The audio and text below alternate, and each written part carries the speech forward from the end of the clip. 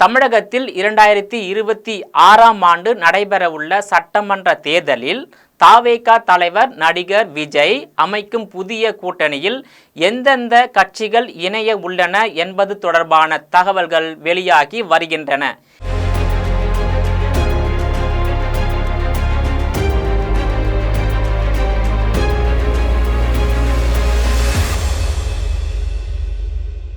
இந்த ஆண்டு டிசம்பர் மாதத்திற்கு முன்பாக 5 கட்சிகள் இணையும் என்கிறார்கள் தமிழக வெற்றி கழகத்தின் மூத்த நிர்வாகிகள்.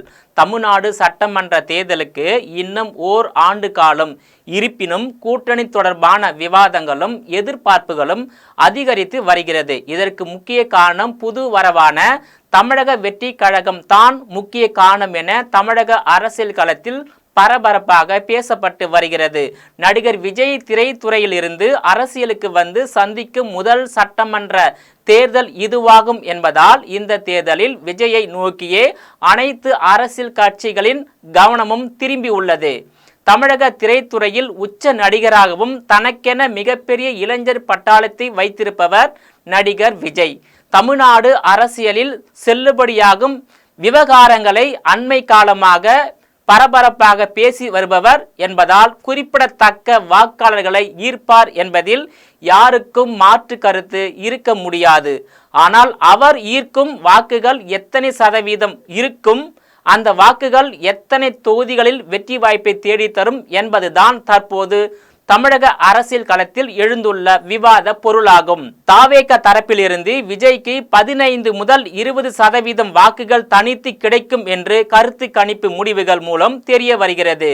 ஒருவேளை 20% வாக்குகள் பெறுவதாக இருந்தால் முதல் தேர்தலிலேயே அது பெரிய விஷயமாக பார்க்கப்படும் என்பதில் எவ்வித சந்தேகமும் இல்லை. அதே சமயம் 20% வாக்குகள் எத்தனை தொகுதிகளில் வெற்றியாக மாறும் என்பது கேள்விக்குறிதான்.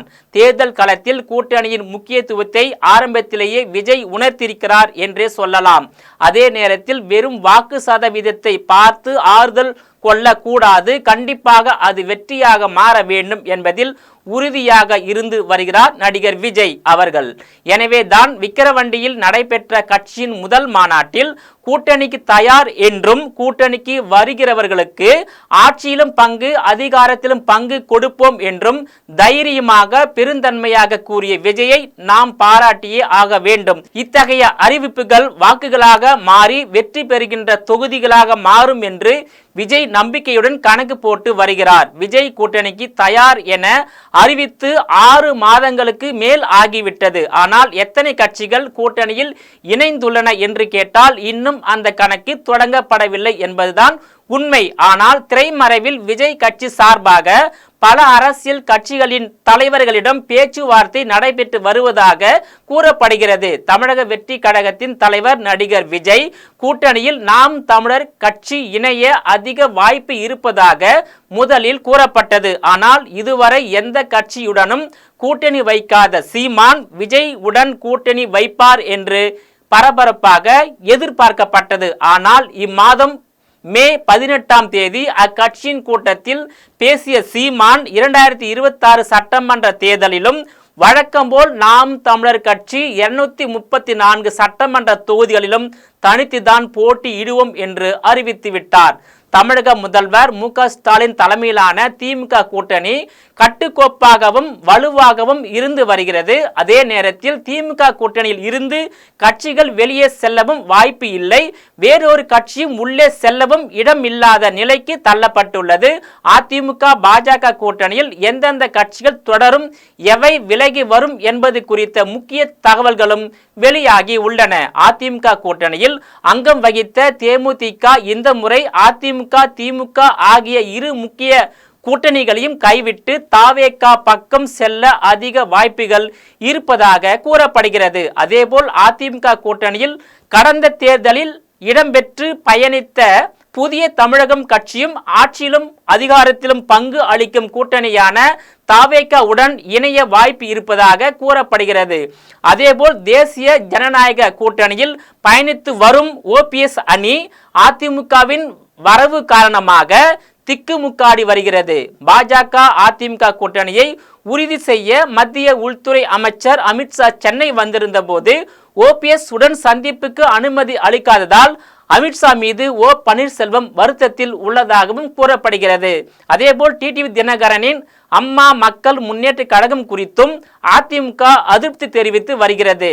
இதனால் தேசிய ஜனநாயக கூட்டணி என்பதில் ஓபிஎஸ் மற்றும் டிடிவி தினகரன் ஆகியோர் உறுதியாக இருந்தாலும் அதிமுக கொடுக்கும் அழுத்தத்தால் பாஜக வேறு முடிவு எடுக்க வேண்டிய சூழல் வந்தால் அப்போது விஜயின் தமிழக வெற்றி கழகத்துடன் ஓபிஎஸ் மற்றும் டிடிவி தினகரன் இணைய வாய்ப்பு இருப்பதாக கூறுகின்றனர் தமிழக அரசியலை உன்னிப்பாக கவனித்து வரக்கூடியவர்கள். அதேபோல் தமிழ்நாடு முஸ்லிம் லீக் கட்சி ஏற்கனவே விஜய்க்கு ஆதரவு தெரிவித்து இருந்தது. தேர்தல் நெருக்கத்தில் திமுக கூட்டணியில் தொகுதி பற்றாக்குறை நிலவும் சூழ்நிலை ஏற்பட்டால் சில இஸ்லாமிய கட்சிகள் விஜய் பக்கம் வரும் என்றும் எதிர்பார்க்கப்படுகிறது. தற்போது உள்ள சூழலில் தேமுதிக, ஓபிஎஸ் அணி, புதிய தமிழகம் கட்சி, அம்மா மக்கள் முன்னேற்ற கழகம், தமிழ்நாடு முஸ்லிம் லீக் ஆகிய கட்சிகள் விஜய் தலைமை ஏற்று தாவேகா கூட்டணிக்கு வருவதற்கான வாய்ப்புகள் உள்ளன என்று கூறுகின்றனர். தமிழக அரசியலை கணித்து வரக்கூடியவர்கள் தேர்தல் நெருங்க பல முக்கிய திருப்பு முனைகளும் கூட்டணி மாற்றங்களும் ஏற்படும் என்று எதிர்பார்ப்புகள் தமிழக அரசியல் களத்தில் அதிகரித்து வருகிறது. 2026 தமிழக சட்டமன்ற தேர்தலில் திமுக தலைமையிலான கூட்டணி, பாஜக அதிமுக தலைமையிலான கூட்டணி, தமிழக வெற்றி கழகம் தலைமையிலான கூட்டணி, வழக்கம்போல் தனித்தே போட்டியிடும் நாம் தமிழர் கட்சி என 4 முனை போட்டி என்பது உறுதியாகிவிட்டது. தமிழகத்தை ஆளும் திமுக மீண்டும் வெற்றி பெற்றால் தமிழகத்தில் வழக்கம்போல் மத்தியில் கூட்டாட்சி, மாநிலத்தில் சுயாட்சி என்ற கொள்கையின் படிதான் ஆட்சி அமையும் என்பதில் எவ்வித மாற்று கருத்தும் இல்லை.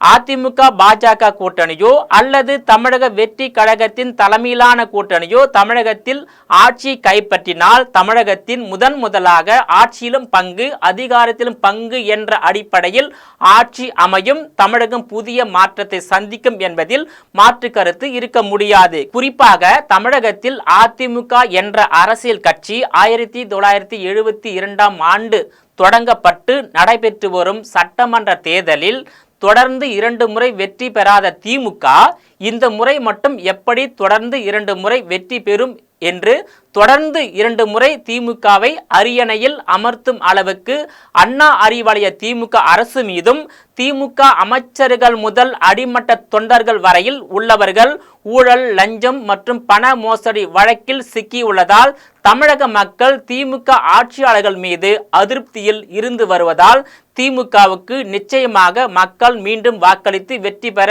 செய்ய மாட்டார்கள் என்பதே நிதர்சனமான உண்மையாகும்.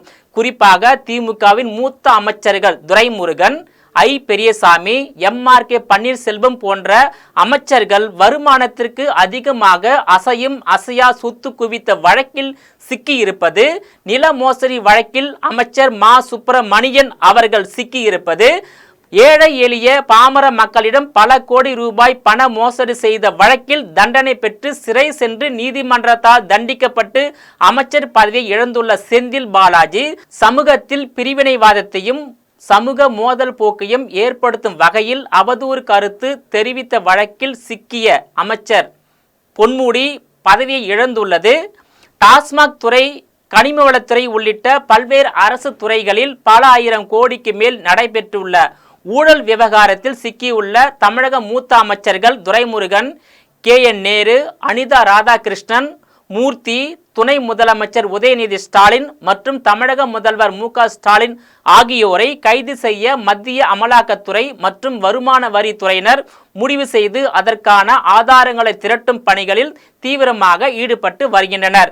குறிப்பாக திமுகவின் ஆட்சி 2026ஆம் ஆண்டு முடிவடைவதற்குள் இவர்கள் கைது செய்து சிறையில் அடைக்கப்படுவார்கள் என மத்திய பாஜக அரசு தரப்பில் தெரிவிக்கப்பட்டிருப்பது குறிப்பிடத்தக்கதாகும். நேயர்களே, மீண்டும் இது போன்ற மற்றொரு நிகழ்ச்சியில் சந்திக்கிறேன். அதுவரையில் உங்களிடமிருந்து விடை பெறுவது நான் உங்கள் விஜயபாலன்.